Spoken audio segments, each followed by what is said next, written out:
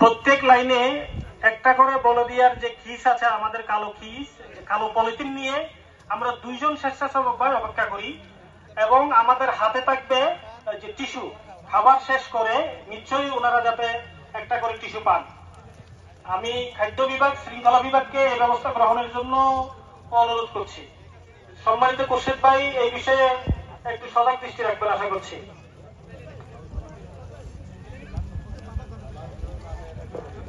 ইমাম উদ্দিন ভাই, ইমাম তিরমিজি শাখার ইমাম উদ্দিন ভাই, আব্দুল্লাহ জাহাঙ্গীর ভাই, আপনাদের হাতে যে টিস্যু আছে এই টিস্যু প্রত্যেক লাইনে একজন ভাইয়ের হাতে থাকে, হাতে যাতে পৌঁছে আপনারা এই ব্যবস্থা গ্রহণ করুন।